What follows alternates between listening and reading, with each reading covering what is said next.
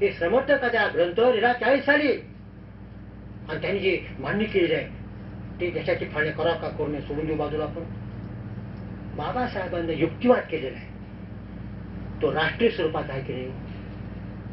त्या युक्तिवादामध्ये दलिताचं हित आहे का? हो, सगळ्या शिवाय खायचं काम आहे सगळे. हिंदू विरोधी, मुस्लिम विरोधी. हे सगळ्यात काय राहतं की देशाच्या हिताच्या गोष्टी लोकांच्या लोकप्रियता बाजूला सारून जो सांगतो तो खरा राष्ट्रवादी. म्हणून मी एकदा भाषणात अनेकदा म्हणालो, सावरकरापेक्षा बाबासाहेब किमान 2 गोष्टीमध्ये जास्ती राष्ट्रवादी होते. एक, 57चा उठाव हा जिहाद आहे, ते मोडून काढला ते बरं झालं. बाबासाहेब म्हणू शकले, फक्त कोणी म्हणू शकलं नाही. त्यांचा वाचला तो आम्ही पुस्तक लिहिलेलं आहे, ताकद ते काय सांगायची खरं. आणि दुसरं, भारताची फाळणी झाली, फाळणी करा फार चांगली गोष्ट आहे हे सांगणार फक्त बाबासाहेब. फाळणी किती आहे सत्य सांगा तुम्ही, हो द्या लोकप्रिय, हो द्या लोकप्रिय.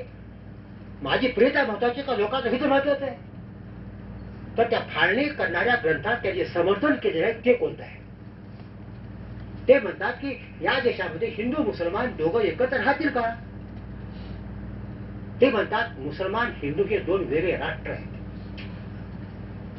राष्ट्र म्हणजे वेगळी भावना, म्हणजे काय ते वेगळे, आमचं सरकार वेगळं, आमची इच्छा वेगळी, आम्ही सगळे वेगळे आहोत, आमचा इतिहास वेगळा, अशा प्रकारे वेगळी भूमिका मनात बाळगणंही वेगळं राष्ट्र झालं.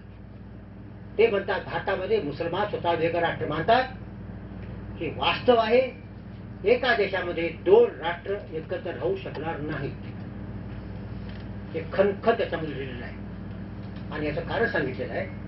कारण इस्लामचा सिद्धांत असा आहे, कॅनॉन लॉ, धर्मसिद्धांत. या जगाची वाटणी होती 2 भागामध्ये, एक दारुल इस्लाम आणि दुसरा दारुल हरब. या ठिकाणी मुसलमानाची राजवट आहे, इस्लामचा कायदा आहे, शरीयतचा कायदा, ते दारुल इस्लाम.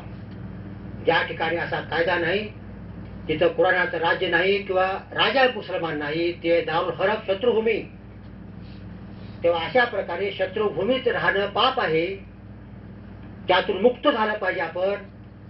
आणि सर्व जगाचं किंवा भारताचं दारुल इस्लाम केलं पाहिजे ही त्यांची भूमिका आहे. हे सिद्धांत त्यांचा केवळ थेरॉटिकल नाही, बाबासाहेब म्हणताय, ते प्रॅक्टिकल आहे. यातून सुटण्याचे 2 मार्ग आहेत. एक म्हणजे जिहाद करावा आणि ते सरकार उलटून टाकावं आणि दारुल इस्लाम स्थापन करावं, हा एक मार्ग आहे. पण ते शक्य नसेल, दुसरा मार्ग आहे हिजरत करून त्या भागातून निघून जावं. हे दोन्ही सिद्धांत इस्लामचे मूळ सिद्धांत आहेत, बाबासाहेबांचं म्हणणं आहे. मग मौलाना आझादांनी ह्या सर्व लोकांनी 1921ला एक फतवा जारी केलेला आहे, भारतीय लोक हा देश तुमच्या राहण्या लायक नाही, निघून जा. आणि इथले कित्येक लोक 18,000 फिगर दिली त्यांनी, निघून गेल्या अफगाणिस्तानमध्ये. तर या देशामध्ये जी घटना होणार आहे सेक्युलर, ती मानतील काही. दुसरा सिद्धांत आहे, तिसरा, जगातील सर्व मुसलमान परस्पराचे बंधू आहेत. त्यामुळं इस्लाम प्रादेशिक वाद जाणीत नाही, सीमा जाणीत नाही, राष्ट्र जाणीत नाही, देश जाणीत नाही आणि सेक्युलर घटना जाणत नाही. आणि भारताच्या सैन्याचा पण मुसलमान ठेवले आणि जर झाला युद्ध आपलं अफगाणिस्तानशी पलीकडल्या, तर भारताच्या सैन्यातील मुसलमान त्यांना मिळतील हे सांगण्याची गरज नाही. सुरक्षित काय आहे? देश सुरक्षित का सैन्य सुरक्षित? झाली फाळणी तर देश सुरक्षित असुरक्षित होईल. पण तुम्ही प्रेफर काय करणार आहात त्याचा प्रश्न आहे. सैन्य तुम्ही ठेवला असुरक्षित का सीमा ठेवणार? मी म्हणते की ते म्हणतात की सैन्य सुरक्षित पाहिजे मला, किंवा फाळणी कोण टाका, त्याला तिकडे पाठा, तुम्ही इकडे राहा, शांतपणे जगा. हे त्यांचं जे बनणं आहे ते मुस्लिमाचा राधनर आहे, हिंदूचं राधनर आहे. हा माणूस दोघांच्या घराला बोलतोय आणि हे 40 साली जे बोलले ते मान्य करण्यास 7 वर्ष थांबायला लागलं. काँग्रेसला तेच केले, त्याच मार्ग यावं लागलं की नाही. कोण दूरदर्शी आहे? बाबासाहेबांचं मत तेव्हाच नाही, पूर्वीपासूनच आहे. 1928 साली बाबासाहेबांनी लेख लिहिलेला आहे. म्हणजे ह्याचं मत आहे पक्का आहे की या देशामध्ये घटना बनवायची ना, तर घटना बनवताना ते सगळे लोक येतील का, यासाठी त्यांनी 1920 साली त्यांनी जे आपलं मत व्यक्त केलेलं आहे ते नेहरू कमिटीचा रिपोर्ट, ह्या रिपोर्टमध्ये त्यांनी जे मत व्यक्त केलेलं आहे ते फार मजेशीर मत आहे. ते मुसलमान हे 1929 लेख आहे. त्यावेळेस सुद्धा फाळणी व्हायची आहे 12 वर्षानं. त्याच्या आधी सगळा अभ्यास केला याने. फाळणीचं पुस्तक लिहिताना महम्मद बिन कासिम भारतात आला तेव्हापासून इतिहास लिहिलेला आहे. तिथपासून अभ्यास केला हे प्रश्न समाधान आहे म्हणून वाक्य आहेत भरपूर भारतामधले. त्यांची म्हणजे मुसलमानांची स्वातंत्र्याची आवड राष्ट्रत्वामुळे उत्पन्न झालेली नसून ब्रिटिश शासनाच्या चौकटीत सुखाने बसलेल्या या देशाला मुसलमानाच्या चौकटीत जखून टाकण्यासाठी उघडार आणण्याचा त्यांचा मुसळाचा कावा आहे. असे मुसलमान पुढारी आणि इमाम सांगत आहे. आमचे महात्मा गांधींना मात्र हे मुसलमानातील मतांतर राष्ट्रवादी चिन्ह आहे असे वाटत आहे. पण त्या आधारावर 1931 पासून स्वातंत्र्य लढा चळवळ उभी करण्याचा ते प्रयत्न करीत आहेत. ईश्वर करो आणि महात्मा गांधी पासून देशाची सुटका करो. 28ला बोलले त्यांनी. त्यानंतर नेहरू कमिटी रिपोर्ट सादर केला मोतीलाल नेहरूंनी. त्या बाबासाहेबांनी मोठा लेख लिहिला खूप पानाचा. नेहरू कमिटी योजना आणि हिंदुस्थानची भवितव्य असं नाव आहे. दलिताचे भविष्य असं नाव नाही. त्याचं वाक्य आज पुरवठा अशा प्रकारचे बाबासाहेब म्हणतात स्वतंत्र झालेल्या हिंदुस्थानवर तर तुर्की पर्शिया किंवा अफगाणिस्तान या 3 मुसलमान राष्ट्रापैकी कोणी एकाने मारा केला तर त्या मुख्य मुद्दा असा आहे की त्या योजनेमध्ये ते अफगाणिस्तान बलुचिस्तान सिंध पंजाब आणि एकच करायला ठरलं होतं. तो टीका करताना बोले बरं काय त्या मारा केला म्हणजे कोणत्या तुर्की पर्शिया अफगाणिस्तान या 3 मुस्लिम राष्ट्र एकाने मारा केला तर देशातील सर्व लोक एकजुटीने त्या तोंड देतील याची खात्री कोण देईल काय. आम्हाला ते देता येत नाही. या देशात हिंदू मुसलमान हे 2 समाज नव्हे ते 2 राष्ट्रे नांदत आहेत. 28 सालपासून काय म्हणणं आहे द्विराष्ट्रवाद. बाबासाहेब 29ला म्हणलाय 40ला म्हणलाय. वास्तव आहे ते. त्याची भूमिका काय राहायचं काय एकजीव राहून याहून ते निघालेले आहे बरं काय. 2 राष्ट्रे नांदत आहेत. मुसलमानांचा ओढा मुसलमान संस्कृतीच्या राष्ट्राकडे असणे अगदी स्वाभाविक आहे. हा ओढा इतका बेसुमार बळावला आहे की मुसलमानी संस्कृतीचा प्रसार करून मुसलमानी राष्ट्राचा संघ तयार करणे व होतील तेवढे काफिर देश आपल्या अंमलाखाली आणणे हे त्यांचे ध्येय होऊन बसलेले आहे. या विचारांनी पछाडल्यामुळे ते हिंदुस्थानात असले तरी त्यांचे डोळे तुर्कस्थानकडे अफगाणिस्तानकडे लागलेले आहेत. हिंदुस्थान हा देश आपला आहे याबद्दल ज्यांना अभिमान नाही त्यातील निकटवर्ती हिंदू बांधवांशी ज्यांना बिलकुल आपलेपणा नाही असे मुसलमान लोक मुसलमानी परचक्रापासून हिंदुस्थानचे संरक्षण करण्यास सिद्ध होतील असे धरून चालणे धोक्याचे आहे असे आम्हाला वाटते. विंध्य पर्वतापर्यंत सारी धरित्री मुसलमानमय आहे. त्यामुळे मुसलमान लोके स्वतंत्र हिंदुस्थानचे द्वारपाल आहेत. ते राज्य करायचे त्या योजनेनुसार त्याने शत्रूला आडून ठेवले तर ठीक पण जर का त्याने शत्रूला सहाय्य केले नव्हे तटस्थ राहिले तरी अर्धे मकान गाठेपर्यंत त्यांना कोणीच सहजू शकणार नाही. घरच्याच्या सहाय्याने आताला शत्रू घर करून राहणारा त्याला बाहेर घालवणे अशक्य आहे याची जाणीव सर्व हिंदूंनी ठेवणे आवश्यक आहे. खणखण इशारा आहे. भारतात कोण दिला इशारा रागाचा प्रकार आहे की नाही. पुढे म्हणाले बाबासाहेब हिंदू समाजाचा ठिकाण्यासाठी बोलते म्हणतात. हिंदू समाजाचा रोष याच्या संस्थेमध्ये टीका केली त्यामुळे आमच्यावर आहेच पण असे लिहून मुसलमान समाजाच्या रोषाची भर घालणे बरे नव्हे हे आम्हास कळत आहे. पण ज्यात देशाचे कल्याण आहे त्यात आमचेही म्हणजे दलिताचे कल्याण आहे अशी आमची भावना असल्यामुळे ही जोखीम आम्ही स्वीकारलेली आहे. ते बाबासाहेबांचे सर्व विचार एवढंच नाही स्वातंत्र्यानंतरचे काय बोलले धर्मांतराच्या बाबतीत आता वेळ झालाय. भारताच्या फाळीतला एक मुद्दा सांगतो परत. बाबासाहेबांनी प्रश्न उपस्थित केलेला आहे. हे हिंदूंनो, हे काँग्रेसवाल्यांनो, समजा भारतात फाळणी झाली नाही, येणाऱ्या अखंड भारताची घटना राहणार कशी आहे मला सांगा. घटनेचं चिंतन करतायत बाबासाहेब 1919 पासून. डोळ्यासमोर सारी घटना कशी राहील, केंद्र कसं राहील, राज्य कसं राहील, अधिकार कसे राहतील, स्वतःला कसे राहतील, हे सगळं ते चालू आहे. म्हणाले फाळणी झाली नाही तर येणाऱ्या अखंड भारताची घटना कशी आहे ते सांगा अगोदर. ते तुमच्या मनाचे नव्हे, पाकिस्तानात जाणाऱ्या मुस्लिमाला मान्य होणारी पाहिजे. आणि मग ते शक्य असणारी घटना कोणती आहे ते तर मागतायत. फाळणी राष्ट्रवादी मुसलमान काँग्रेसमध्ये आहेत, जमीन उलेमा आहे, देवबंदचे लोक आहेत, कोणाला आझाद आहेत, तुमचे मदनी आहेत. राष्ट्रवादी मुस्लिमाचं म्हणणं काय आहे? अखंड भारताची पुरस्कर्ती असणाऱ्या त्यांच्या मागण्या बाबासाहेबांनी 14 मांडलेल्या आहेत. हिंदूंनो, हे मागण्या तुम्हाला मान्य आहेत का बोला. राष्ट्रवादी मुसलमान हे मागतायत, जिना फाळणी मागतोय. काय मागण्या आहेत? 14. हे भारतामध्ये आम्हाला 50% वाटा पाहिजे. एक क्रमांक 50% केंद्राच्या विधिमंडळात म्हणजे पार्लमेंटमध्ये 50% मुसलमान पाहिजे. खासदार 50% बाकी सगळे मिळून parity with Muslim non Muslim. त्यात मग शीख अँग्लो इंडियन सगळे आले.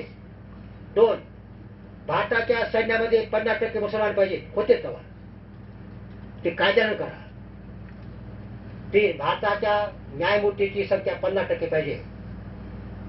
भारताचा सरसेनापती मुसलमान असला तर, हिंदू असला तर संरक्षण मंत्री मुसलमान पाहिजे, आटून पाठवून पाहिजे. भारताचा पंतप्रधान हिंदू असला तर मुसलमान पंतप्रधान पाहिजे, 5 वर्षाला आटून पाठवून पाहिजे. मुसलमान समाजात कोणताही कायदा करायचा असेल तर त्याची संमती घेतली पाहिजे 2/3. जगातील कोणते देश आहेत त्याच्याशी करार करत असताना भारतातील मुस्लिमाचं त्याला 2/3 कायद्यात संमती घेतली पाहिजे. कोणत्या देशाविरुद्ध लढाई करता कामा नये. आमदार कायदा सगळं काही सुरक्षित ठेवलं पाहिजे. मुसलमानाच्या 2/3 खासदाराच्या मुस्लिम संमतीशिवाय घटना बदलता कामा नये. बाबासाहेब म्हणतात हे हिंदूंनो, हे मान्य करणार का? फाळणी करणार सांगायचं मला पाहता तुम्ही. थोडा शुद्धीवर असणारा कोणता हिंदू हे मान्य करणारे लोक ठेवले बाबासाहेब. हे योजना भयावह काय बोलताय ते. अनेक काही केलं पुस्तक लिहिताना अखंड भारतात बाबा अनेक अभ्यास करायच्या प्रमुखाला बोललो, सगळ्यांना बोललो. मला एवढं सांगा तुम्ही, अखंड भारत तुम्हाला पाहिजे होतं ना हो, त्याची घटना कशी राहणार होती? घटना कसली घटना काय माहितीच नाही. बाबासाहेब आता वाचलं तुम्ही, काय बोलता तुम्ही? ते शेवटी भयाल बाबासाहेब की हा पाकिस्तानचा तत्वज्ञ मीच होतो पुरस्कर्ता. या देशात अखंड भारत 55 साली बोलले. दाखवले वाचून तुम्ही ते राज्य भाषिक राज्याच्या त्याच्यावर बोलले. ते म्हणाले की या देशामध्ये जर अखंड भारत असता तर एका देशाचे पण 2 राष्ट्राचे सरकार आले असते, हिंदू आणि मुसलमान. या 2 राष्ट्रापैकी मुसलमान हीच कायमची शासनकर्ती जमात बनली असती आणि हिंदूला कायमचं मुस्लिमाच्या दयेवर जगावे लागले असते. त्या देशाची फाळणी झाली तर मला वाटले की परमेश्वराने या देशाला शाप काढून घेतला असून हा देश एकसंघ महान बनण्याचा मार्ग मोकळा झाला आहे पुढे लिहिले तरी. परंतु आता हे भाषिक राज्यामुळे धोका निर्माण झाला असं ते पुढच्या बरं काय 55 साली. तुम्ही बाबासाहेबांचं म्हणणं ऐकून घेऊन हा माणूस सगळ्याच्या शिवा खातोय, मुस्लिमाच्या विरोधी बोलल्यास त्याच्या शिवा खातोय, ह्याच्या शिवा खातोय, हे शिवा देऊन धोक्याची घंटी वाजवत बसले बाबासाहेब. ते बरोबर होतं की नाही? सांगणार केलं तुम्ही. बाबासाहेबांच्या बाजूनं स्वातंत्र्य लढा का भाग घेतला नाही आणि फाळणी त्यांनी काय केले हे कोणीच मांडायला तयार नाही. त्यानंतर बाबासाहेब स्वातंत्र्य लढ्यानंतर त्याची विधान आहेत काही वॉर्निंग दिली आहे. 54 साली 55 साली फक्त 14 तोंडी यापुढं भारताच्या बाजूला असणाऱ्या मुस्लिम देशापासून सावध राहिलं पाहिजे. पाकिस्तानला लागून अफगाणिस्तान, तुर्कस्तान, इराण सगळा मुस्लिम देश आहे. त्या सर्व देश एकत्र येण्याची शक्यता निर्माण झालेली आहे. अरे मुस्लिम संघराज्याच्या आक्रमणापासून भारताला कसं वाचवावं याची विचार करायची गरज आहे. 54 सांगतो मला. त्यांनी धर्मांतर केलं. त्यांनी धर्मांतरासाठी बौद्ध धर्म निवडला. या बाबतीमध्ये ते काय बोलले सर्वांना माहिती आहे. मी गाव असं दाखवतच नाही. ते महात्मा गांधीला म्हणाले, महात्मा गांधी या देशाला कमीत कमी हानी पोहोचेल असं धर्मांतर करणार आहे. या धर्मात गेल्यामुळं अस्पृश्य व राष्ट्रीय बनतील, डिनॅशनलाइज बनतील असा इस्लाम आणि ख्रिश्चन धर्म स्वीकारणार नाही. ओपन बोलले ते मांडणारे कधी आपण. अशा प्रकारे त्याचे जे मत आहे ते स्पष्टपणे मांडण्यात लोकांना वाटते की नको नको लोक काय म्हणतील, मुसलमानांना काय वाटेल. अखंड भारतवादी मारत नाही ते, अखंड भारतवादी मारत नाही ते परवत नाही. अखंड भारत पाहिजे, पण बाबासाहेबांचं फाळी बरोबर केली म्हणायचं नाही ना. मग स्पष्टीकरण नाही केलं तर अरुण शौर्यनं किंवा सगळ्यांनी की फाळीबद्दल ते आरोप केलेले आहे ते बाबासाहेबांचं मत बरोबर आहे की नाही, त्याचा दृष्टिकोन व्यापक आहे की नाही ते बाबासाहेब. पण हेच होतो मुद्दा अनेकाचं असं म्हणणं आहे की अनेकांनी व्यक्त केले होते. त्याच्यावर विचार करण्यामध्ये मोठा लेख लिहिला पाकिस्तानच्या ग्रंथावर. एक महाराष्ट्रातील मोठे विचारवंत आहे त्यांनी पुस्तक लिहिले मोठं 600 पानाचं 750 पानाचं आमच्या स्वदेश पांडेवर. आणि त्या फाळणीत बाबासाहेब स्वाभिनाच्या ग्रंथामध्ये वगैरे वगैरे. आणि त्यांनी कसा विपर्यास केला याचा माझा लेख हा होतो 34 पानाचा विचार करण्यामध्ये. तो सुद्धा नाही असं म्हणणं आहे तेव्हा 40 साली बाबासाहेब बोलले खरं. पण 45 सालात ग्रंथ नंतर दिला त्याला पाठीमागे विभाग जोडलेला आहे. आणि त्या विभागामध्ये बाबासाहेबांनी पूर्वीच्या ग्रंथातील मतं दुरुस्त केलेली आहेत असा सगळ्यांनी मानून ठेवलेलं आहे. हे खोटं आहे, ते वाचून बघा. त्या बाबासाहेबांनी पूर्वीच्या असणाऱ्या भागातील 40 सालचा कोणताच मुद्दा खोडून काढला नाही, पक्का ठसून मांडलेला आहे. हा त्यांनी युक्त असं केलंय. ते ग्रंथ आला की लोकांनी चर्चा सुरू केली. हो का भारत हिंदू मुस्लिम एकत्र राहणार नाहीत का राहणार नाहीत. ते बघा स्वित्झर्लंडमध्ये, ते दक्षिण आफ्रिकेमध्ये, ते कॅनडामध्ये राहतात ना सगळे विविध धर्मी लोक, का राहणार नाही. मग यांच्या ह्या आक्षेपाचा विचार करण्यासाठी ते प्रकरण दिले विभाग 3 प्रकार छोटे छोटे. त्यात म्हणतात हो तुमचा मुद्दा खरा आहे. जगामध्ये अनेक देश अशा प्रकारचे आहेत की देशामध्ये अनेक वंशी अनेक धर्मी एकत्र राहतात. नाव दिले स्वित्झर्लंड आहे, दक्षिण आफ्रिका आहे, कॅनडा आहे. त्यात अनेक विविध प्रकारचे देश राहतात. असं भारतात का होणार नाही. राहू शकतात तसं काही बरोबर आहे. शिव प्रत्येक उद्धूत केलं राहू शकतात राहू शकतात राहू शकतात. आणि पुढे काय बाबासाहेब लिहिलंय अहो तिथं राहू शकतात म्हणजे तिथल्या लोकांना राहायचं भागात ते तिथे अल्पसंख्य लोक आहेत काही बहुसंख्य आहे. तिथं अल्पसंख्य लोकांना एकत्र राहायची इच्छा त्या देशाच्या लोकांना आहे. राहत आहेत. भारतातल्या मुस्लिमांना राहायची इच्छा आहे का नाही. प्रश्न कुठे येते. त्याची इच्छा महत्वाची आहे. आणि ते देश एकत्र का राहतात बाबासाहेब म्हणतात त्या नव्या पंचायतच्या दुरुस्त प्रकरणामध्ये पंचायतच्या आवृत्तीमधल्या कोणत्या ह्या देशामध्ये किंवा जगामध्ये पाश्चिमात्य अल्पसंख्याक धार्मिक लोक स्वतःची कोणतीच संघटना काढीत नाहीत. त्यांना माहिती आहे की जर आपण अल्पसंख्याकाने आपली जाती संघटना पक्ष काढला बहुसंख्याक सुद्धा अशा प्रकारची संघटना काढतील आणि दोघांच्या संघटनेत नुकसान जास्ती होते अल्पसंख्याकाचं. पहिली अट अशी आहे की अल्पसंख्याकांनी संघटना आपली न बांधली पाहिजे. भारतात मुस्लिम लीग बांधली म्हणून हिंदू महासभा आहे. बाबासाहेब आता बंद कोण टाका मुस्लिम लीग हिंदू महासभा असं होणारच नाही. कारण का भारतातले मुसलमान तेव्हा भारतातल्या 2 फॅक्टर गव्हर्निंग फॅक्टर शेवटी म्हणतात बघ. एक भारतातल्या मुसलमानाला एक राष्ट्र म्हणून भारतात राहायची इच्छा आहे काय त्यांनी सांगलं पाहिजे. बाबासाहेब म्हणतात त्यांचं दिसतं असं की त्यांना राहायची इच्छा नाही म्हणून ती मागणी मान्य करीच पाहिजे. 2 याच्यापेक्षा महत्वाचा प्रश्न भारताची सुरक्षा शिजत आहे. भारताच्या संरक्षणामध्ये मुसलमान तुम्ही ठेवणार आहात का सांगा. आतापर्यंत भारत गुलाम का झाला हे सगळं सांगितलं थोडं पूर्वी. मिलिटरीत मुसलमान ठेवले तर मिलिटरी ही सुरक्षित राहणार नाही, भारताला धोका पोहोचेल. मिलिटरीच्या कारणानं आणि त्याची इच्छा राहायची नाही म्हणून पाकिस्तान दिलंच पाहिजे असा खणखणी शेवटी निर्णय आहे. आता फक्त हे मुद्दे सोडून ज्या मुद्द्यावर साधारणतः मान्य होत नाही ते 2 मुद्दे मांडतो. बाबासाहेबांनी भारताची घटना लिहिली, ते शिल्प करायचंच, पण त्या घटनेचे सगळे विचार बाबासाहेबांचे आहेत. बाबासाहेबांना जे पाहिजे होतं दलिताच्या देशाच्या हितासाठी ते त्या कल्पनेत केलं होतं. अनेक गोष्टी चिंतन केलेलं आहे. ते सगळेच मुद्दे त्या घटनेत येऊ शकले आहेत का याचा अभ्यास करण्याची गरज आहे. ही जी घटना आहे ना, ते घटनेमध्ये बाबासाहेबांचा पक्षच नाही, एकच हे पक्ष छोटे येऊन दिले त्यांना मुंबईवर, एकच. त्याचा पशोरा फेडरेशन कोणी नाही, बहुमत काँग्रेसचा आहे. काँग्रेसने बाबासाहेबांना नेमले, घटना समितीचे अध्यक्ष नेमले 17 ऑगस्ट 47ला.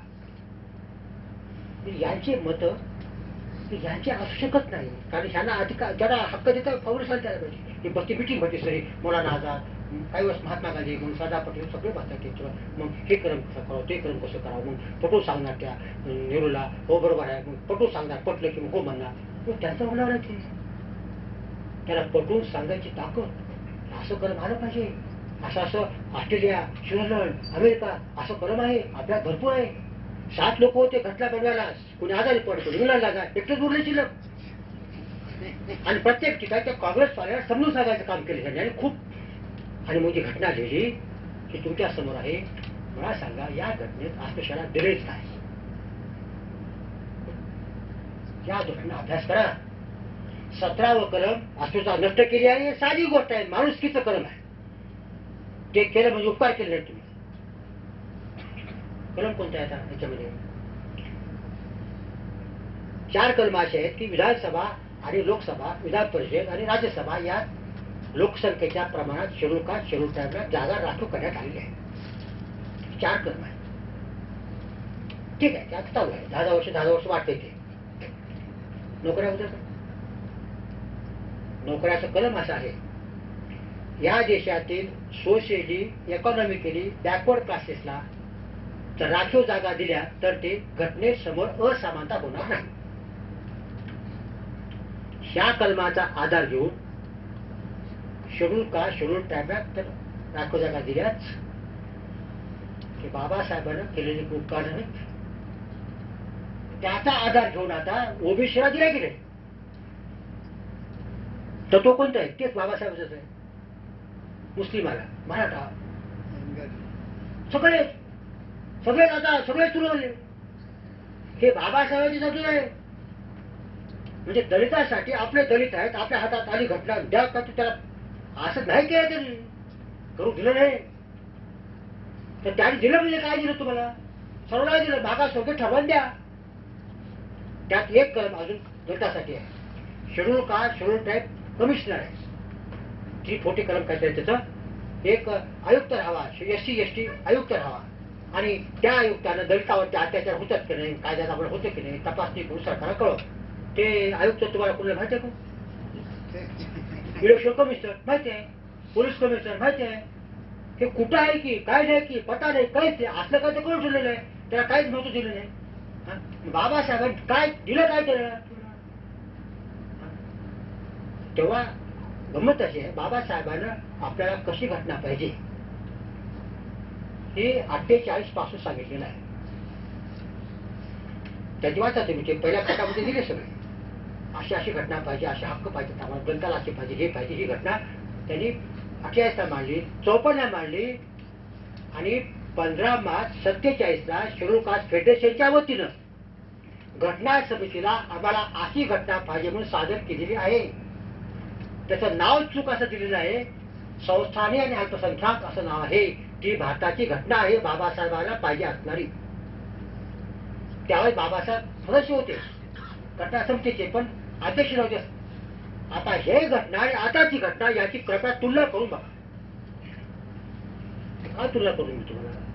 हे भाषण बाबासाहेबांची जी आम्ही त्यासाठी नाही, संवादासाठी आहे, पण त्याला सांगितले पाहिजे. आणि बाबासाहेब तुमचे आहेत, ते त्या देशाला, देशाच्या लोकांसाठी काय काय सांगितलं बघायचं थोडस. त्या देशाचे नेते कुठे असला तुम्ही त्याचं काहीच बघत नाही. तेव्हा बाबासाहेबांनी घटनेमध्ये सर्वांसाठी काय केलेलं आहे, आपली पत्र बुद्धिमत्ता, पुस्तक अभ्यास, सगळ्या घटनाच आपल्या जगातल्या काय आपलं सुधारण मिळावं असा माणूस मिळाला आपल्याला. अनेक वर्ष घडल्यात सगळे शब्दाचे अर्थ कसे हे शब्द इथं. पण हे विचार बाबासाहेबांना स्वतःच्या मनाचे सगळेच आणता आलेले नाही. आणि काँग्रेसचे काही नको ते घालावे लागले. कोणते कोणते ते सगळे आता अभ्यासाचा भाग आहे. पडदे आड घडला असणार ते कोण कळत नाही. पण 15 सप्टेंबर मार्च 47ला बाबासाहेबांना सादर केलेली घटना आणि ह्या घटनेत किती फरक आहे तुम्ही बघा. त्याच्या घटनेत काय दिले गेले. भारताला संसदीय पद्धत परवडणारी नाही, अध्यक्षीय पद्धत पाहिजे. भारताचं आलेलं मंत्रिमंडळ बरखास्त होता कामा नये 5 वर्ष. म्हणजे लोकसभेला मंत्रिमंडळ बरखास्त करायचा अधिकार असणार नाही.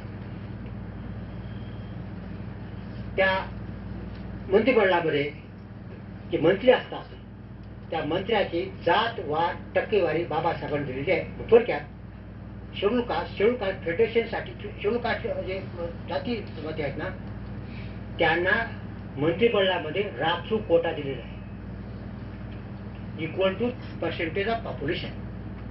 आता त्या राजघाटात आहे का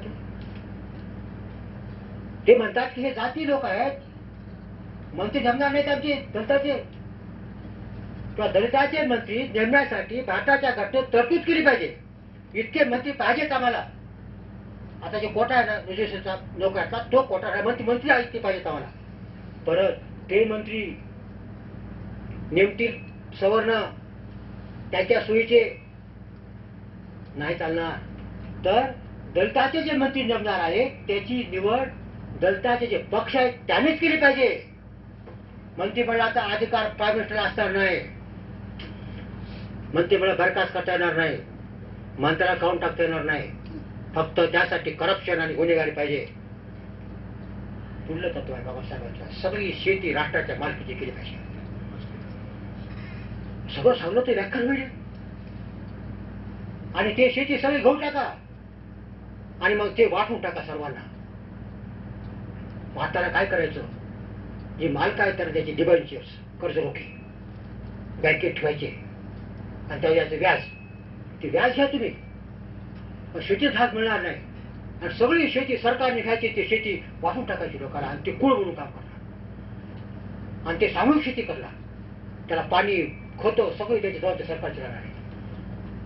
हे काय काय बाबासाहेब तुम्ही हे घडला ती घटना वा तुझं गाव तुम्ही जवळ हे सांगतोय सर तुम्हाला की बाबासाहेबाला जे पाहिजे होतं दलितासाठी ते ह्या काँग्रेसवाल्यांनी भारताच्या घटनेत आणून दिलं नाही. आता खरा राष्ट्रवाद आहे. आपल्या मनाचे नसणारे अनेक कलम भारताच्या घटनेत घालणं ह्याला भाग पडलं. आपल्या मनाचे अनेक कलम सोडून जायला लागली.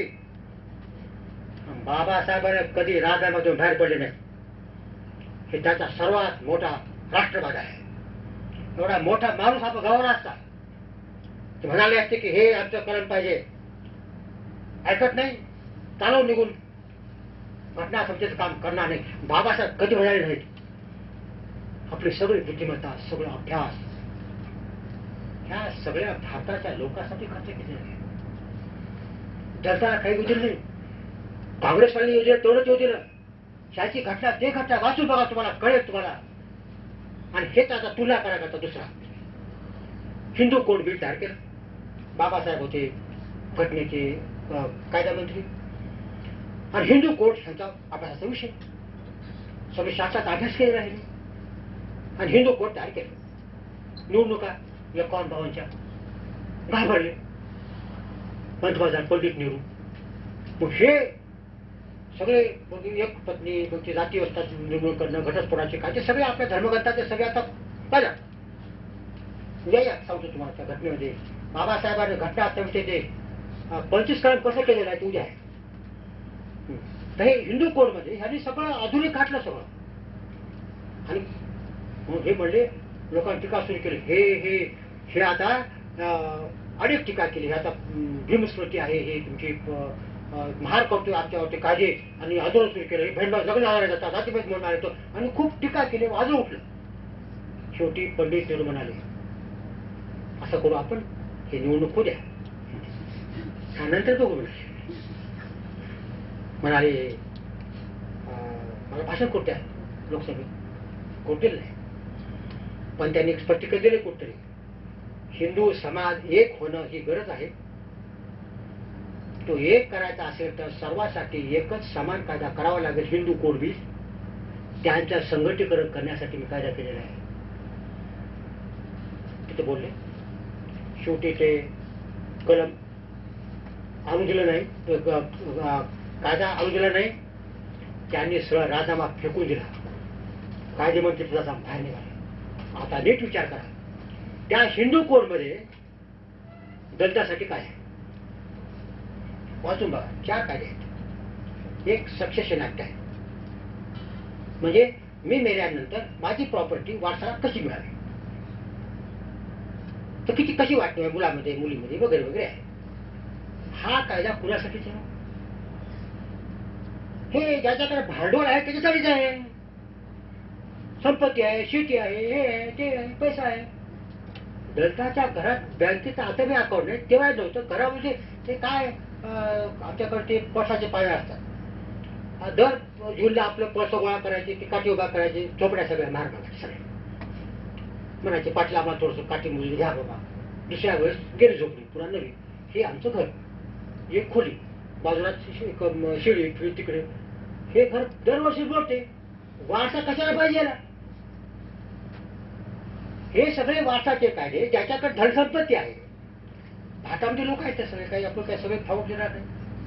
तेव्हा दलिताचा संबंध न घेता या देशामधील असणारे जे कोणते असतील देशातले लोक असतात अगोदर दाखल होते, त्या प्रॉपर्टी धारक करणाऱ्या लोकांसाठी कायदा केलेला आहे. आणि असा कायदा कुठला नाही ज्यात दलिताचा कसलाच फायदा नाही. प्रॉपर्टीच नाही, वारसा कसला आला? राजवाद दिला तरी हा राष्ट्रवाद आहे की नाही? म्हणजे दलिताच्या अपेक्षा उदात्त भावना सर्वांसाठी बघतो मी, या भावना आहे की नाही? दुसरा कायदा आहे मॅरेज ऍक्ट. एकच पत्नी पाहिजे असा कायदा. घटस्फोट ह्याकरता खूप अटी. हा कायदा दलिताला काही फायद्याचा आहे का? ज्याच्याकडे 4 बायका 5 बायका 8 बायका होत्या पाटलाकडं घरामध्ये, ए गेली किती आहे, ते गेली किती आहे, त्याला बंदी घालण्याकरता केलं होतं हे. दलिताला एकच बायको लोकच मिळाला, घरात जागाच नाही, ते कुठले काय जातो? त्या 2 बायका करू नका, सांगायची गरजच नाही. एका बायकोची सोय करा, लग्नाकरता पैसे द्या, त्या काय ह्या कायद्याचा काहीच फायदा नाही. घटस्फोट घ्यायचा, घटस्फोट त्याला काय देतेच कोण? घटस्फोटाला कायदा कडक करायची गरजच नाही ना. तेव्हा हा मॅरेज ऍक्ट पूर्णपणे सवर्णासाठीच्या लोकांसाठी, ज्याच्यामध्ये अरे बायका करायची, घरी प्रॉपर्टी अशासाठीचा कायदा. दलिताला काही फायदा नाही.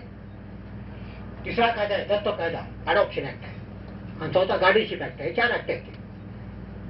अडॉप्शन ऍक्ट, अडॉप्शन म्हणजे काय? दत्तक घ्यायचं. कशासाठी? खूप प्रॉपर्टी जमा केली मी आणि मला मुलंच नाही, ती कुठं जावं? दत्तक घ्या.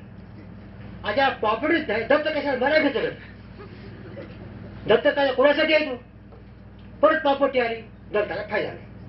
गार्डियनशिप ऍक्ट, मी म्हणाल की दलिताचा गार्डियन असला तर वरचा देव, स्वर्गाचा खालची भूमी, दुसरा कोण झाला नाही. यापैकी एकही कायदा, ते आता वाचून बघा, कायदा दलिताच्या हिताचा नाही, या देशाच्या हिंदू आणि पुन्हा सवाल कायदा करा पुढचा आहे ते. आधी हे करूया, मग ते बघूया पुढं. साऱ्या हिंदूसाठीचा, हिंदूच्या कल्याणासाठीचा, सवर्णाच्या धनवानाच्या कल्याणासाठीचा. जे 80% लोक आहेत त्या देशामध्ये, त्याचं कल्याण करायचं की नको? त्याचा हाकून घराचं बुडवायचं का त्याला समुद्रामध्ये? ह्याचा विचार केला होता त्यांनी आणि त्याच्यासाठी हा कायदा केला. ते कायदा आणू दिला नाही. पंडित नेहरूंनी राजीनामा घ्या म्हणाले बाहेर गेले, परंतु त्यांच्या मनासारखी भारताची घटना करू दिली नाही.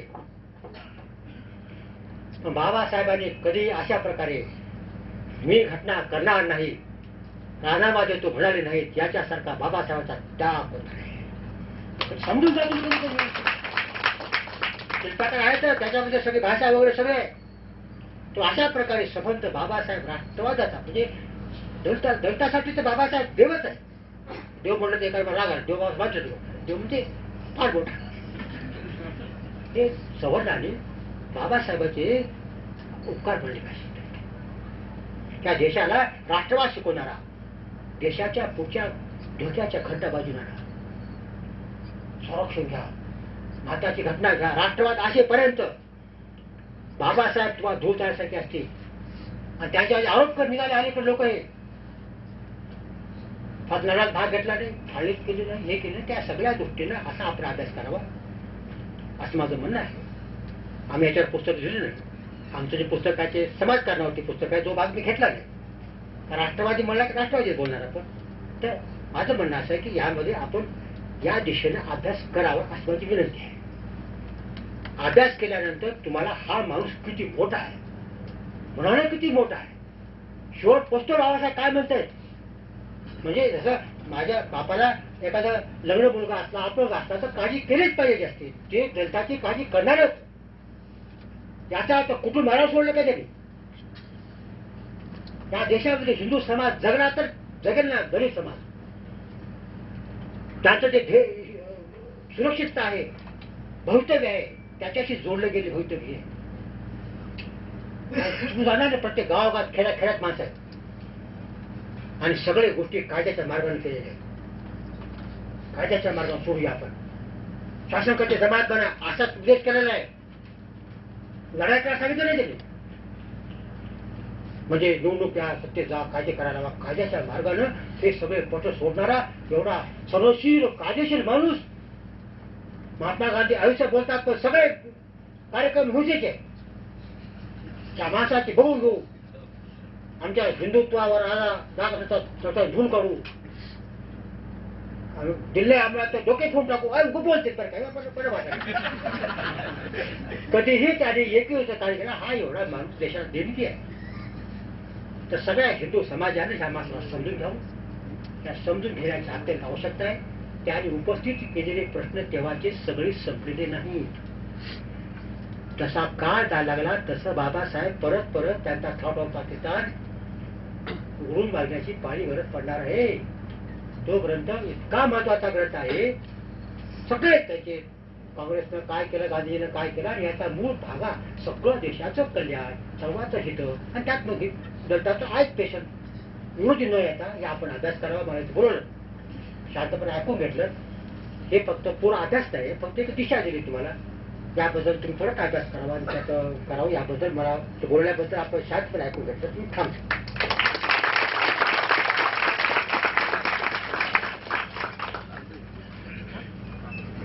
राष्ट्रवादी बाबासाहेब आंबेडकरांचा परिचय, उत्कृष्ट असा परिचय आपल्याला करून दिला सरांनी. यानंतर 15 मिनिट आपण प्रश्न उत्तराचं सेशन घेऊ.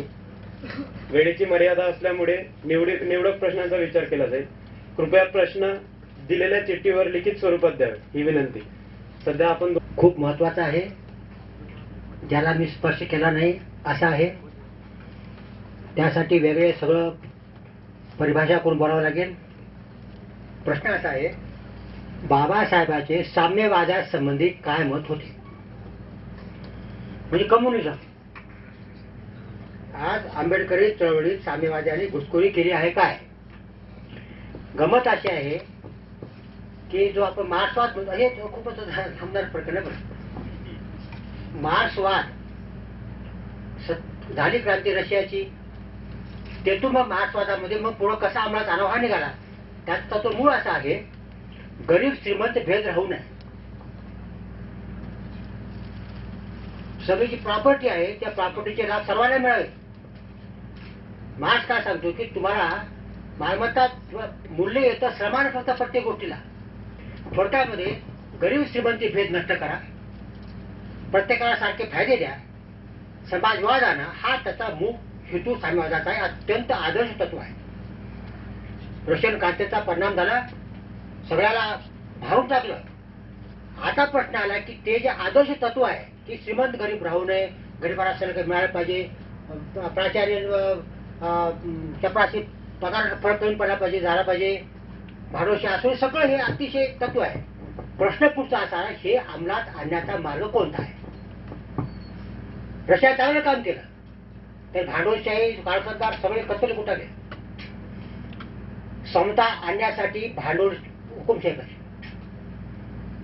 माणसाच्या इच्छेवर सोडलं तर माणसं आपली स्पर्धा करून श्रीमंत होतात, विषमता निर्माण होते. लोकशाहीनं प्रत्येकाला स्वातंत्र्य आहे प्रॉपर्टी धारण करण्याचं, स्पर्धा करण्याचं वगैरे वगैरे, मग ते विषमता निर्माण होतेच. मग आता ती समता आणण्यासाठी मग काय करावं? मग हुकुमशाही आणली पाहिजे. हुकुमशाहीच्या मार्गानं जे सगळं समता कायद्यानं आणायची, मग त्याला स्वातंत्र्य गेलं, सगळं गेलं. मग ते चीन रशिया झालं. बाबासाहेबांचं म्हणणं की सर्वांमध्ये समाजवादी आला पाहिजे, स्टेट सोशलिझम. पण प्रश्न आला तो आण्याचा मार्ग कोणता आहे? मी सांगितलं तुम्हाला परत की बाबासाहेबांना कधीतरी भारताची घटनात्मक तरतूद, कायद्याची तरतूद, लोकांची इच्छा लोकांना पटवून सांगणं, सरळ मार्गाने करणं. साम्यवादाचं काय म्हणजे क्रांती करायचं, हातात तलवार घ्यायची आणि स्वतः उलटून टाकायचं, हे बाबासाहेब स्वप्नातलं देईल का बरं? गौतम बुद्धाची तत्व मानले, अहिंसा मानलेले, कधी स्वप्नात चुकून सुद्धा कधी आलं एक तरी कधी तर काय ढेकुणी मारला तरी घरी चूर असले तरी मला वाटत नाही. इतका सरळशील माणूस, अहिंसावादी माणूस आहे, कधीच नाही आहे. तेव्हा साम्यवाद आणण्यासाठी दोन भाग आहेत. तत्व फार छान आहे, उत्तम आहे, पण तो रशा घ्यायचा गेला आजचं तरी. आता सगळं चालेल भांडवलशाहीकडं, हे चुका बरोबर जाऊ द्या, पण हे परत वापस कसं आणायचं? तर साम्यवादामधलं लष्करी जोरावर, हुकुमशाहीच्या जोरावर समता प्रस्थापित करायचं, हा एक भाग आहे साम्यवादाचा. तो बाबासाहेबांना मान्य नव्हता. त्यांना मग समता आणावी, स्टेट कायदा करून शेती ताब्यात घ्या, हे काय क्रांती आहे का? कायदा करायचे, मग कायदा करता अधिकार जास्ती द्या पुन्हा अध्यक्षांना. हे सगळे खासदार वगैरे मग तुमची जो काय ते सगळे प्रॉपर्टी याच्या घरामध्ये आहे, ते काय कायदा करू देणार नाही.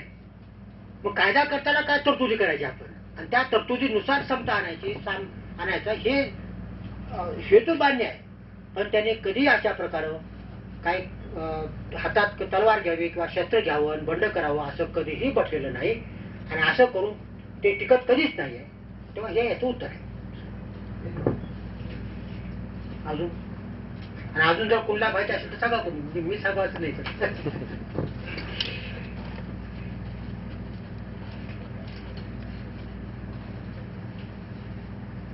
फाळणीबाबत गांधी आणि डॉक्टर आंबेडकर यांची भूमिका योग्य वाटते.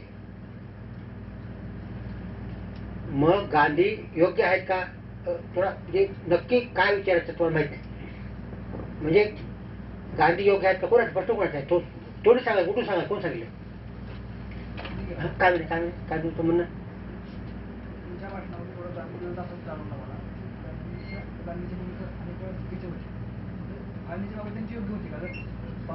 हा बरं.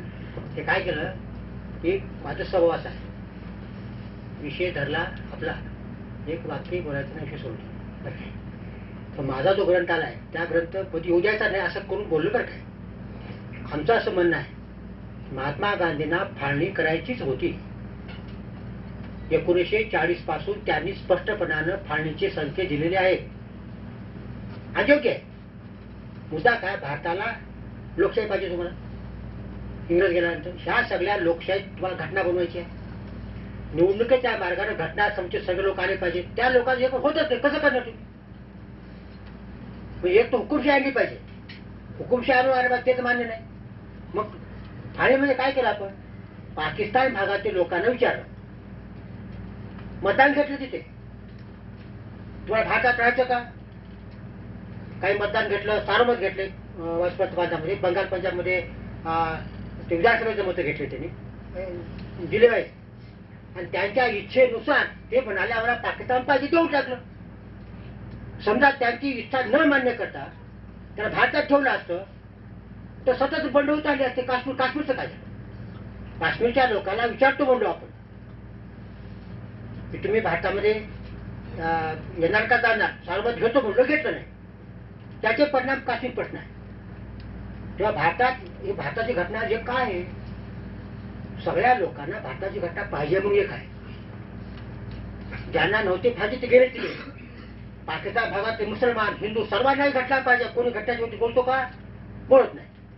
पाकिस्तानच्या पलीकडला भाग स्वतंत्र राज्य होणारा त्या भागाला गांधीजी म्हणाले त्यांना जर स्वनिर्णयाचा हक्क आहे त्यांनी जर त्याची इच्छा असेल की भारतामध्ये राहायचं नाही तर त्याला कोणीच अडवू शकणार नाही.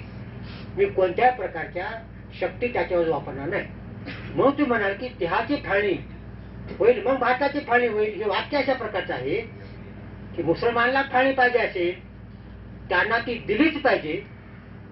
पण त्यांना फाळणी नको असेल आणि नको असताना तुम्ही जर देणार असाल त्यांना तर माझ्या देहावरून होईल.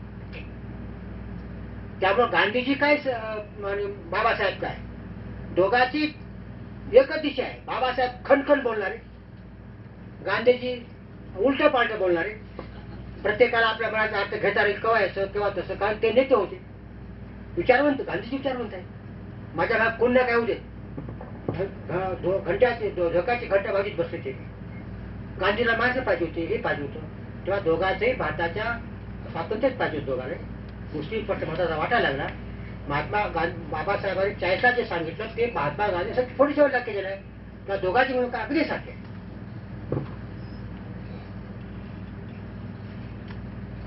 मराठवाड्यातील रजाकार कायदा मुसलमान कत्तल यावर आंबेडकरांचे काय मत होते ते कसं असणार मला समज तुम्ही. एक प्रश्न आपण म्हणजे शंका ते उपस्थित करायची का हे रजाकाराचं चांगलं होतं असं कसं पटेल तुम्हाला. रजाकार म्हणजे काय आहे ते. रजाकार म्हणजे आम्हाला निजामी मुस्तफा करायचा आहे. हैदराबाद मध्ये निजामाचं राज्य आणायचं आहे आम्हाला. यासाठी झालेला उठाव आहे तो. हे बाबासाहेबांनी पहिले सांगून ठेवलेलं आहे.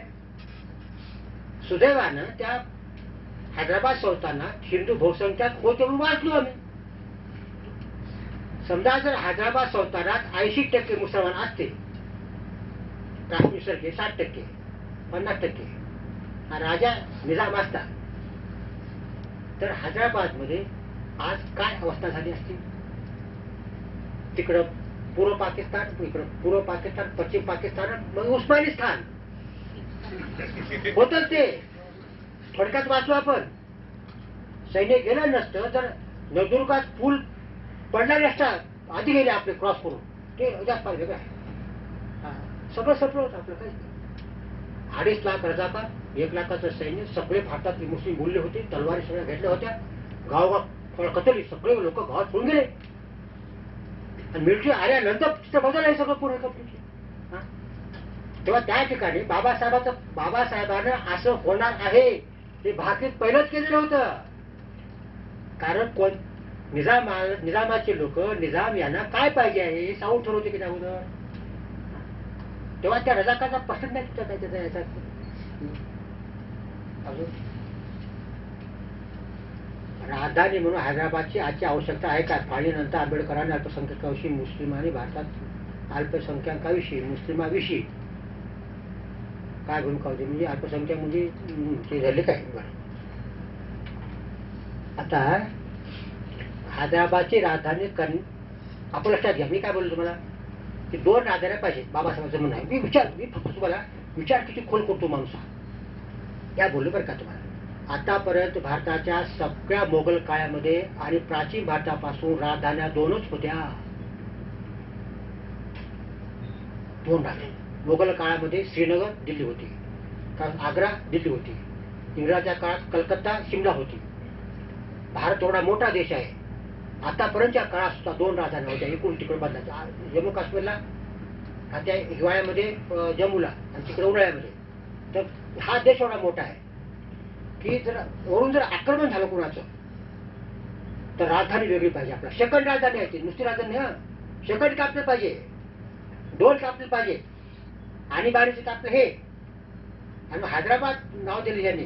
हैदराबाद पासून सगळे भारतातले प्रांत किती जवळ आपला मुंबई किती आहे, हे किती आहे, ते किती आहे, काय अभ्यास आहे त्याला. 20 पाऱ्याचं पाठीमागं सगळं ऑस्ट्रेलियामध्ये, अमेरिकेमध्ये प्रत्येक ठिकाणी कसं कसं चाललेलं आहे.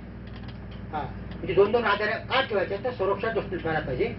हैदराबाद एक करायला पाहिजे त्याचं म्हणणं. किंवा आक्रमण झालं चीनचं झालं कसं करणार तुम्ही. पार्लमेंट कोण करणार इथे एक्स्ट्रा ठेवून द्या, ॲडिशनल करा. फक्त मुंबईला न करता हैदराबादला काय म्हणलं हा फार बघता तुम्ही. हे व्यापक काय दृष्टी आहे. तुम्ही काय म्हणलं असं तू मुंबईचं फार प्रेम आहे ना. नाही नाही हैदराबाद. अरे मी काय देशाचं कल्याण महत्वाचं आहे ना. हैदराबाद राजधानी करा म्हणतात तुम्ही. हा तर त्या दृष्टीनं तो भाग घेतलेला आहे. आणि फाळणीनंतर आंबेडकर अल्पसंख्याकाची भूमिका. आता प्रश्न भारताचे मुसलमान उरले त्यांच्याविषयी काय असंच म्हणणं आहे ना. बाबासाहेबांनी भारतातल्या मुस्लिमाला तिकडं सक्तीनं पाठवून द्या असं म्हटलेलं नाही. अशा प्रकारचा समज आहे आणि मी सुद्धा अशा शब्दाखाली असल्यामुळं सावरकरांच्या बुद्धिवाद पुस्तकात लिहिलेलं आहे. ते आता दुरुस्त केले दुसऱ्या वृत्तीमध्ये. बाबासाहेबाला लोकसंख्येची आदलाबदल पाहिजे होती. मग इथल्या मुस्लिमांना फाळणी अनेकाने म्हटले फाळणी केली म्हटलं करा तुमचा मुद्दा म्हणाले. लगेच म्हणतात मग इथल्या मुस्लिमाला तिकडं का पाठवून ब्याज नष्ट केली नाही. बाबासाहेबांनं असं सांगितलेलं नाही. वाचून बघा नीट ग्रंथ. बाबासाहेब म्हणतात इच्छेनं स्थलांतर होईल, सक्तीचं स्थलांतर होणार नाही, कारण ती अशक्य गोष्ट आहे. सक्तीचं स्थलांतर म्हणजे मद्रासकडले नागपूरचे माणसं तिथल्या बॉर्डरला घेऊन जायची. 3.5 कोटी लोक, लेकरं बाळ म्हातारे कोतारे वाटामध्ये ते सापडतील का तुम्हाला. मी लिहिले अकड भाटामध्ये सांगायचं 15 ऑगस्ट दिवशी संध्याकाळी 6 वाजेपर्यंत फिरात बरा पाकिस्तानामध्ये, नाही तर कत्तल करण्यात येतील. कत्तल कोण करणार आहे. भारताच्या संबंध पोलीस मध्ये एकूण संख्या 62% मुस्लिमाची आहे. पंजाब 90, बंगाल 90, उत्तर भारत 62, 72 दिल्ली, हैदराबाद 90, भोपाळ 80. सगळ्या भारताची संख्या 62% पोलिसाची आहे. पोलिसाची मुस्लिमाच्या. आणि बाबासाहेब म्हणतात किमान 50% मुस्लिम सैन्यामध्ये पोलीस आहे, सैनिक आहे, मुसलमान सैनिक आहे. जिना म्हणते 60% मुसलमान सैनिक आहे. सरकार म्हणते 65% आहे. म्हणते चर्चिल खोटं बोलायचं. बाबासाहेबांनी सगळी आकडेवारी दिलेली आहे. 50% किमान संख्या मुस्लिमाची आपल्या सैन्यात आहे. कुठलं तुम्ही फाळणी रोखणार होतात. हे सगळे पाकिस्तानात गेले ब्रिटिशच्या काळामध्ये. तेव्हा इथल्या लोकांचं स्थलांतर करावं कसं करणार तुम्ही. व्यवहारी आहे का हे. त्याला कोण टोकून देणार. त्यावेळच्या सगळ्या गाड्या, रेल्वे, पेट्रोल जगात वापरलं असतं तर इकडून तिकडे गाड्यासाठी लागले असे 25 वर्षाचे कमी केली. 60 कोटी लोक घेऊन तिकडे रस्ते नाहीत, पुलं नाहीत. 25 आम्ही लहानपणी 25 मध्ये असतो हातात बॅगा घेऊन ते शिकला शाळेला. कसली जागा कशी देतो तुम्ही. ऑर्डर दिली या दिवशी नाही का गेले असतील पूल सगळे जंगलामध्ये, त्याला पकडायला जायचं. पकडणार कोण पोलिस. एका माणसाला पकडा 3 पोलिस पाहिजे. म्हणजे 3.5 कोटी लोकांना पकडा करता 3.5च्या तिप्पट 11 कोटी पोलीस पाहिजे. भारतात पोलीस किती आहेत. आणि ते सुद्धा हैदराबादचे मुस्लिम गेले नसते, कारण हैदराबाद संस्थान आहे तर लागूच होते फाळी. भोपाळचे गेले नसते. 565 संस्थानातले मुस्लिम ते राहिले असते. तेव्हा स्थलांतर करायचा प्रश्न बाबासाहेबांच्या मनात कधी तिने मांडला नाही. एवढंच त्यांनी म्हटलेलं आहे. मग तुमची फाळणी योजना काय कामाची. उत्तर दिलेलं आहे. भारतात आता 10 कोटी मुसलमान आहेत. त्यापैकी 6.5 कोटी जाणार आहेत पाकिस्तानमध्ये आणि उरणारे 3.5 कोटी. 10 कोटीचे 3.5 कोटी केले मी कमी. हा तुमचा फायदा नाही काय. आता पुढचं तुम्ही बघू घ्यावं. मी संख्या कमी करतो, माणसाची समस्या कमी केलेली आहे. हे समस्या पुन्हा नष्ट कसं करावी बाबासाहेब सांगू शकत नाही. तर काय ते अशा काही गोष्ट आहेत का. धर्मांतर कोण काय म्हणू शकत नाहीत, काय म्हणू शकत नाही, शक्यच नाही. मग आता उरलेल्या भारतामध्ये 80% हिंदू आहेत, 10-20% मुसलमान असतील. तुमच्या हातात कायदा दिलेला आहे, भारताची घटना दिलेली आहे. घटनेत दिलेल्या अधिकाराचा वापर करून तुम्ही प्रश्न मिटवू शकता. घटना करून मार्गा समान कायदा करा. दिले की नाही. अनेक गोष्टी आहेत मध्ये कायद्याच्या मार्गाने करा. आज मुस्लिमांच्या देशामध्ये त्याचं काहीच नाही. ही हिंदू हाताने सगळं त्याच्या हातात काय हो. 10% 15% लोक आहेत फक्त. 18% आता जास्त काय सांगतो करणारे हिंदू आहेत. हिंदूला असं वागायचं असं तर मग कोण तिला अमेरिका देव दुसरा कोण देतात आपल्या बत्तीला. आठवडा मी काय बघा. आता म्हणजे आठवडा मी सांगितलं होतं बरे की असं असं काय तो होणार होतं इतक्या वर्षाला. असं देवावर आणि अशा भविष्यावर विश्वास ठेवून हिंदू गुलाम झाला अनेक वेळा. प्रश्न समजून कधी घेतलाच नाही माणसाने. तो आताचे प्रश्न आहेत ते भारताच्या घटनेच्या मर्यादेत सुटतात. भारतातला कोणताच मुसलमान भारताची घटना मानित नाही असं उघड सांगत नाही आणि मानतो म्हणून अनेक लोक आहे. तेव्हा आता त्या घटनेच्या मर्यादेत राष्ट्र माझा आहे, घटना माझी आहे म्हणतात सगळं ओळखी बोलून अनेक लोक आहेत. तेव्हा त्यांना एकत्रित मिसळून घेऊन एक राष्ट्र तयार करण्यासाठी घटना मान्य करतं बघा आपल्या हातात नाही. घटनात्मक मार्गाने जावा. सोल्युशन काय ते हा मार्ग घटनात्मक काय असं माझं उत्तर आहे ना. अजून काय समान सैनिक दलाच्या स्थापनेमागची बाबासाहेबांची समता सैनिक दलाच्या राष्ट्रीय सुरक्षा संघाच्या धर्तीवर संघटना अपेक्षित होते काय. हे समता सैनिक हा शब्द म्हणजे हातात तलवार घेऊन बंदुका घ्यायचे सैनिक नव्हते. हा बरं काय स्वातंत्र्य सैनिक किंवा कोणत्या ह्या सैनिक हा अर्थ त्या अर्थाने घ्यायचा नाही. मी सगळं सांगितलं तुम्हाला की त्यांनी घटनात्मक मार्गाच्या बाहेर गेले नव्हते. ते सैनिक म्हणजे लढाऊ वरती मनाने लढाऊ राहो. आता तुमचं संघर्ष बाबासाहेबांनी शिका संघर्ष करा. ते संघर्ष काय बंदुका चालू असा अर्थ आहे का. तर आपल्या मागणी करा पुढे चला कायदेशीर मार्गाने चला. कायदेशीर मार्गाच्या मर्यादेत येते तुम्हाला हे बघा. त्यामुळे ते काही सशस्त्र असणारी कोणती संघटना नाही आहे. आता पुढे आहे राष्ट्रीय सुरक्षा संघाच्या धर्तीवर संघटना. आता हे ह्या विषयावर बोलायला वेळ कशाला घालायचा आता काय हे मग राष्ट्रीय सुरक्षाचं काय मग हे काय मग तुलना करत बसा अनेक वादपर्यंत सोडून देतो. सर तुम्ही आंबेडकर हे सावरकर याच्यापेक्षा थोडा जास्त राष्ट्रवादी होते असे म्हणालात. यावर एक प्रश्न आहे बरं कोणता.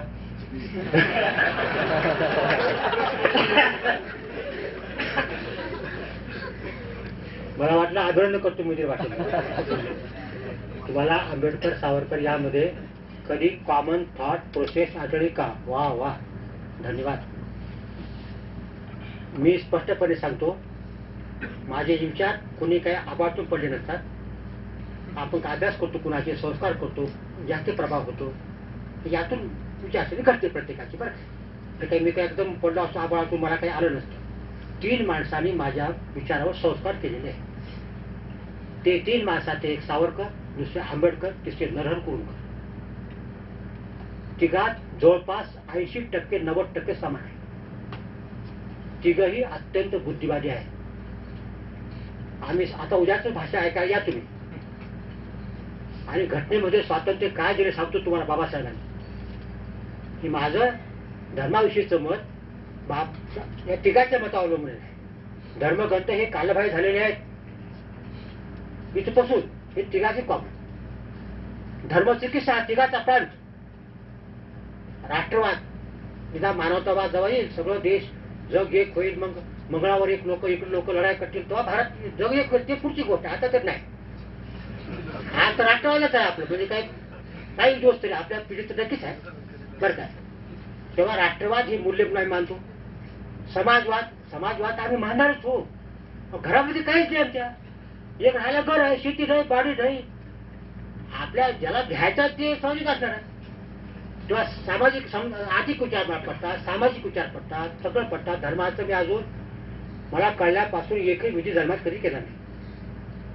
सावरकर आंबेडकर कुरुंकर आल्यापासून आईचं साध्य सुद्धा मी केलं नाही कधी चुकून सुद्धा. मला काहीच माहिती नाही. मी अत्यंत कडवा बुद्धिवादी माणूस आहे आणि ते सावरकरामुळे झालेलं आहे कोणतंच नाही.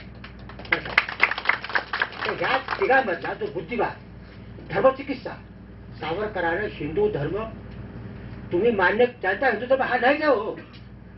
त्याचं वेगळं भाषण करावं लागेल तुम्हाला. तेव्हा बाबासाहेब आंबेडकर या दोघात एकच अगदी समान आहे. फक्त एकच आहे की बाबासाहेब आंबेडकरांनी दलिताचे अन्याय होतोय त्यांचं संरक्षण केलं पाहिजे त्याला कोणीच नाही आहे मला जास्त समजलं म्हणून त्यांच्यासाठी आपलं लक्ष केंद्रित केलं आणि त्याला देव भेटला. म्हणून आज देव मानतात बाबा. ते म्हणून बघा 14 एप्रिलच्या कशा येतात ते दुरून बघायचं फक्त काय ते राहतात सगळे 50 लोक दिसतात. हे तिथं विचार करते का असे लोक प्रेम करतात बाबासाहेब म्हणून कळतो तुम्हाला. आपण तिथं असतो आपण काय केलं असतो तर त्यांच्यासाठी जरी हे केलं. पण सावरकरांच्या समोर थोडा व्यापक म्हणजे एकूण हिंदू समाज असा भाग होता. मग त्याला हिंदू समाजातच केंद्रीभूत करून त्याचा विचार त्यांनी केला. त्या जनता समोरचा विचार केला. दोघे राष्ट्रवादी होते तेव्हा आपल्याला कोणत्या भूमिकेला महत्व द्यायचं तिथं आवश्यक काय आहे या दोघात फरक पडला. पण दोघांची दृष्टी एकच. दोघे संरक्षणासाठी अत्यंत आग्रही असणारे. फक्त सावरकरांनी 2 बाबतीमध्ये भावनात्मकता केलेली आहे. 1857चा जिहाद होता. स्वातंत्र्य होतं. माझं वय किती होतो? 21 वर्ष वय. तो अभ्यास नसताना लहानपणी जसं आपल्याला वाटतं तसं बोलले त्यांनी. आणि नंतर जेव्हा त्याने अभ्यास इस्लामचा केला तेव्हा बदलले आणि भारताची फाळणी अखंड भारत बोलले साव. आता मी बोललो नाही, पण सावरकरांना सुद्धा फाळणीच पाहिजे होती बरं काय. बरं काय ते सगळेच लोक म्हणजे कशाला काढायचा मुद्दा काढला नाही मी. कारण अखंड भारतामध्ये सावरकरांचं अखंड भारत सुद्धा त्यांनी काय, सावरकर अत्यंत शोकदोर माणूस आहे. ते म्हणाले त्याची योजना कशी आहे, हिंदू राष्ट्र म्हणजे हिंदू राष्ट्र नाहीच ते, म्हणून पटलं मला. ते म्हणतात या देशामध्ये प्रत्येक माणसाला लोकशाही येईल. 7 वर्ष बोलले सावरकर हिंदू अध्यक्ष म्हणून. प्रत्येक माणसाला एकच मत राहील, जात पात धर्म लिंग नसतात बरं काय. मुसलमानांना अल्पसंख्याकाचा धर्म संस्कृती भाषा यांना घटने संरक्षण राहील. आता तिसरं, मुसलमान अल्पसंख्याकांना जर राखीव जागा पाहिजे असतील लोकसभेमध्ये तर त्यांच्या लोकसंख्येच्या प्रमाणामध्ये राखीव जागा पार्लमेंटमध्ये देण्यात याव्यात. त्यांची संख्या होती 24%, 23% त्यावेळेस 23% जागा राखीव भारताच्या घटनेत द्या असं सावरकर बोलले. कोण सांगते का कोण तुम्हाला हे? सावरकर अभ्यास केला काय लोकांनी? आताच्या भारताच्या घटनेत राखीव जागा नाही, त्यांना 0 येतात. अजून मी दिले. सावरकर किती पुढे गेले होते? मी लिहिले पुस्तकात 24% जागा म्हणजे प्रमाण लोकसंख्येचं. आता जर अखंड भारत असतं तर 38% संख्या होती. 38%. बांगलादेश 2011ची बरं का, बांगलादेश आणि काश्मीर झालं नाही मध्ये, पण समजा 38% होती. 38% खासदार अखंड भारतात सावरकरांच्या हिंदू राष्ट्रात मुसलमान झाले असते, तुमचं राज्य कायमचं गेलं असतं मुस्लिम राज्य. सावरकरांचं हिंदू राष्ट्रही लोकशाहीच्या मार्गाने झालं असतं मुस्लिम राष्ट्र, असं खणखण लिहिले आम्ही. बाबासाहेब पटले आम्हाला. ते बोलतो कसं तुम्ही बाबासाहेब म्हणून बोल, प्रामाणिक बोल, खरं बोल, भ्यायचं नाही तुला, लोक पटते. शिवाय खायचं काम आहे सगळे.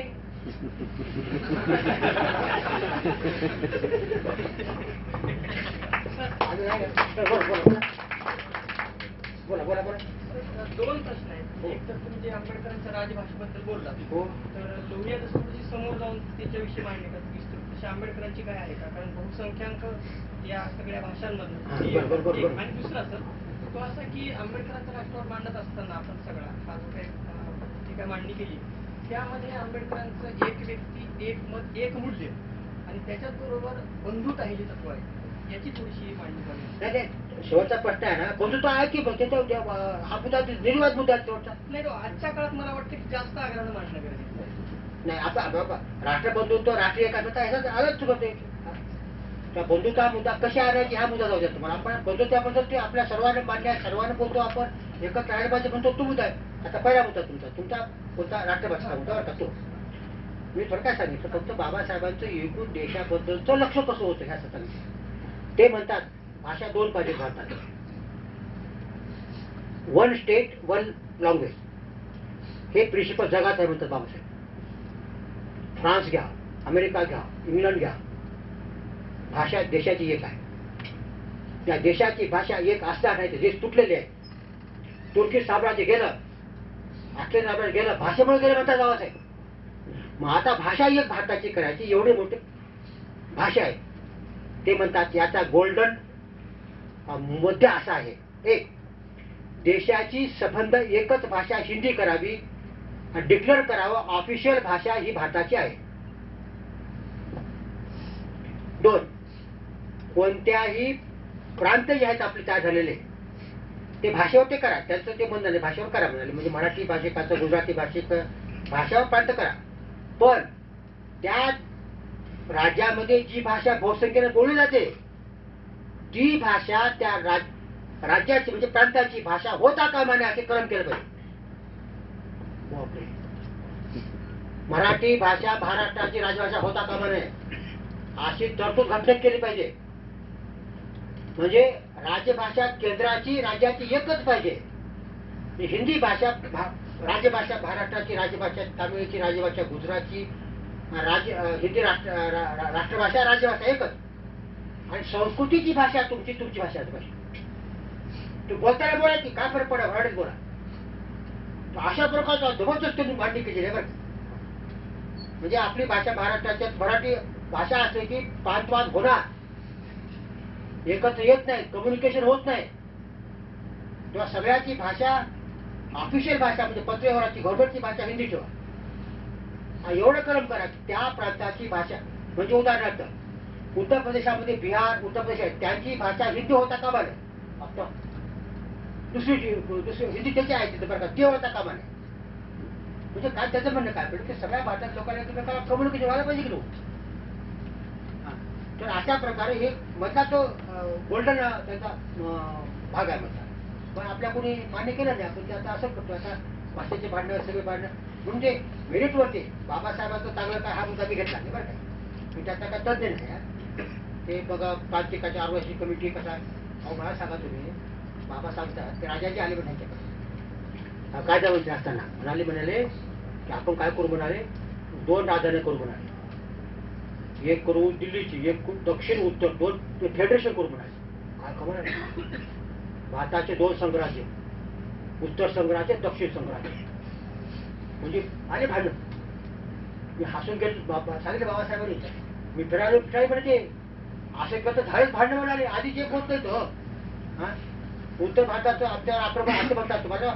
सगळा दृष्टिकोन भारताचा, भारत एक कसा होईल, भाषा एक पाहिजे त्याला, लिपी एक पाहिजे त्याला, सगळं एक पाहिजे. अशा प्रकारचा भाग आहे. तो भाषेच्या भागाचा हा भाग आहे की राज्याची भाषा तुमची केंद्राची एकच पाहिजे, ऑफिशियल लावली. आणि संस्कृतीची भाषा तुमची वेगळी राहते.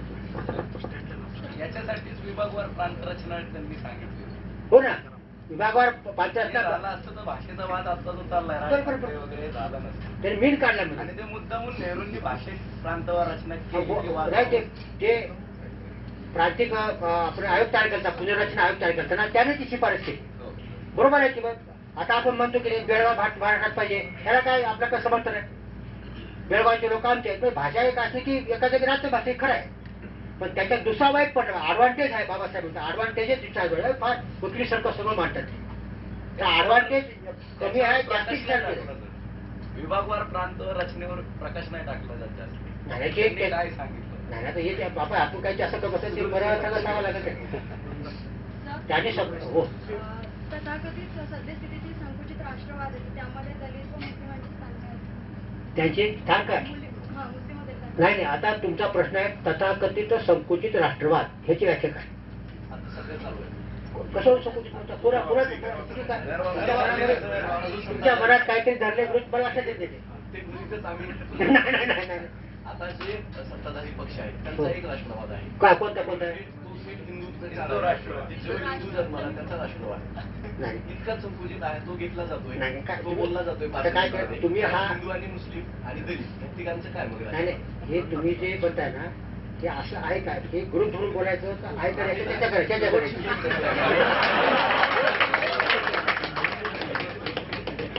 तो राष्ट्रवाद संसदेमध्ये रोज दिसतोय. ते काय एवढा मोठा देश आहे. आता तोही अनेक पक्ष राहतात, कोणी असे बोलतात कोणी तसे बोलतात. जर का सगळे एका सुरात बोललं पाहिजे अशी नाही आहे. पण ज्यांनी बोललं पाहिजे त्याच्या किंवा जरी समजा भाजप सत्तेवर आला तर त्याचा राष्ट्रवाद कधीतरी मुस्लिमाला मिळणार होता का? आरोप करण्यासाठी तुम्ही अशा तशा तुम्ही कधी टिकायला पाहिजे काहीतरी बोललेस का कोणतरी. एखाद्या माणूस अनेक भाषेत अनेक लोक करतात. तर मुस्लिमाला बाजूला केलं का? सगळं केलं काय एकच आहे कुठं किंवा एकच राष्ट्रवाद आहे त्याचा. ते कधी म्हणले का मुस्लिमाला भारताच्या घटनेमध्ये त्यांना सगळे हक्क येतं. राखीव जागेची मागणी आता अजून चालू आहे. तर तुम्हाला हक्क कोणते कमी केले का यांचे? 100 कोटी रुपये विदेशात दिले, जास्तीत दिले. पण ते भारताचेच नागरिक आहेत, इथंच राहणार आहेत. हाच मुद्दा ह्यांचा आहे की नाही? तुमच्यासमोर कोणता हा बोलला कोणता तो बोलला असे तर बोलणारे आहे का सध्या ठिकाणी? त्याच्यावर पंतप्रधान काहीच बोलत नाही. समजा बोलले तो तुमचा प्रश्न मिटला.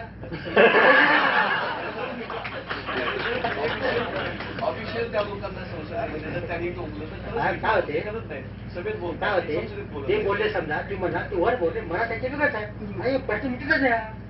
मग ते काय आहे मनात आहे ते योग्य आहे का? तोच राष्ट्रवाद आता जो आहे तो योग्य आहे. आता काय होते दोन गोष्टी. शेवटी आपला काय होते भारताची घटना आणि याच दिलेल्या भारताच्या नागरिकाला सगळ्या जाती पाती धर्माला दिलेले हक्क, ह्याला जो पण बाधा येत नाही तो पण चिंता करायचं काय करणार.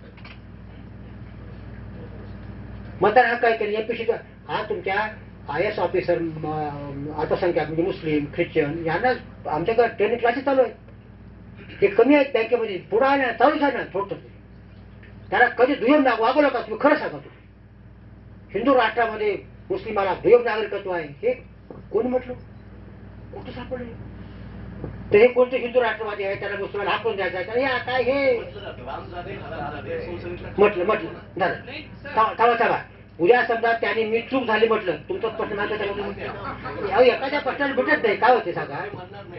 नाही एवढा मोठा पक्ष आहे, त्याचे अनेक प्रकारचे लोक एखादे बोलते असं